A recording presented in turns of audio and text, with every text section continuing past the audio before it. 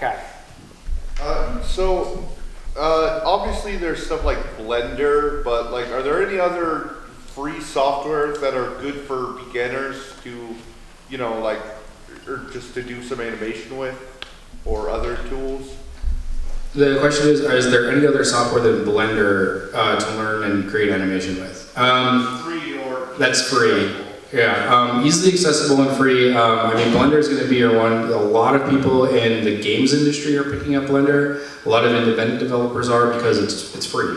As opposed to a seat of Maya, which will cost you $200 a month at the minimum. However, if you are in school, and I'm pretty sure you all are because you're here, you can get a seat of Maya. They don't broadly advertise this for a year for $200.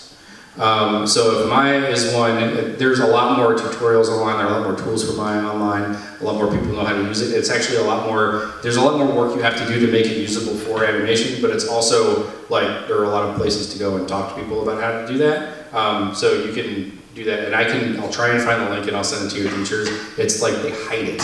They call it like Maya Indie, and you have to basically just not be making more than $100,000 a year creating animation, and they don't care, so.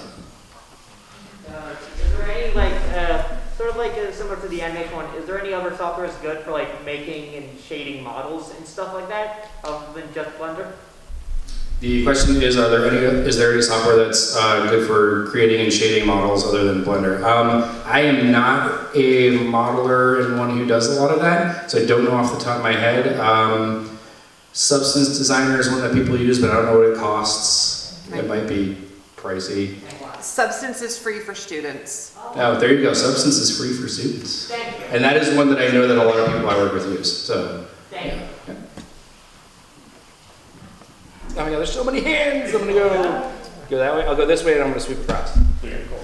So, I guess not really for you, but more for you. Yeah, what's up? Hello. So, you said you were an actor, right? Yes. I was wondering, how would you, I guess, grow more as an actor, or I guess learn to become one? Yeah, well, first of all, you all have plenty of time. I didn't start acting until I was 22. I'm 32 now. Complete career change, different course. I was at Central Washington University, majoring in sociology, and I had a different career in mind, and I was miserable.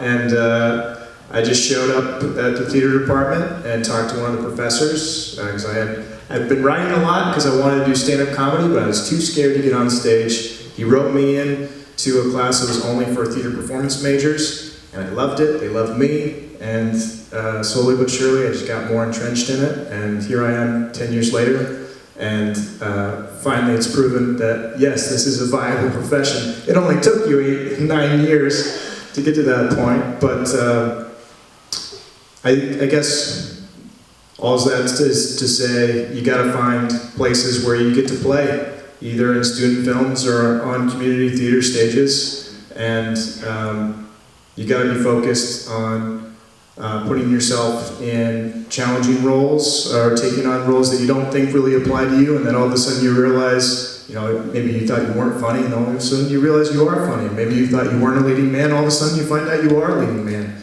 You don't know what you're capable of as an actor. And the only way to find out is you gotta start making yourself available to other creatives, whether it's student films, community theater, or theater at your school. And your future is not going to turn out the way you thought it was, and that's okay, just as long as it's exciting and helps you explore new ideas and discover yourself. If that applies to your question. It does, thank you. Okay, cool. Any other questions? Yeah. How do you both break into your industries? Like, how do you think? How do you break into your industry? I'll let you go first on that. Yeah, I want you to go first. I gotta think about that. So let's see. I wanted to be an architect, and that didn't work out because I don't know. You know, I tried to, and I just I was drawing lines in 2 or 3 point perspective. It was just, God, it was terrible. And there's no offense to architects, I just couldn't do it. So I went to school for what I thought I wanted to be like a film and VFX animator. I couldn't draw worth a damn, but I found a program like that, and I was fortunate enough. I grew up in a very fortunate circumstance where my father was the finance officer of a local like mom and shop computer store, and I had access to computers, and I could get software that I wanted just anytime, because I could just go to the store and use it. So I learned, like that I loved computers at the time.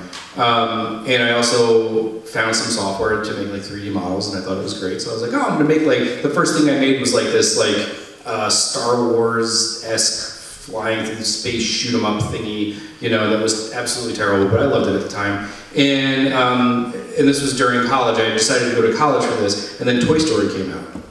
And it came out my sophomore year of college, and I was like, holy crap, you can animate like Saturday morning cartoons on a computer? Sign me the F up. So I did, and I shifted completely to that. And then I started applying my senior year to a ton of film studios, Pixar, Rhythm and Hues, Disney, Fox, Blue Sky, which was like right down the street from where I grew up. And I got all of these letters saying, we like your work, or there's not a good fit, but you need 2 years experience. And that's like the worst thing you can hear when you're a kid at a school, because like, where the hell am I gonna get 2 years experience to do the job that I want to get? That's entry level, but entry level is 2 years experience. And the answer for that at the time in 1998 was the games industry. So I wound up knowing a bunch of people from online forums that I had been posting my student work on to get feedback from. And a bunch of them reached out and said, we really like the way, and this is a good lesson for all y'all, they really like the way I took feedback, I internalized it, I turned it around and improved my work without complaint, without fighting back, because they're critiquing my work, not me. Which, believe me, even to this day, I still have a problem remembering. But they offered interviews to me, I got a job at a place, I figured I was gonna stay there for 2 years, and 24 years later, I'm still in the industry. So they kind of got stuck, and I like it. With acting, there are more databases and casting websites than there were 10 years ago.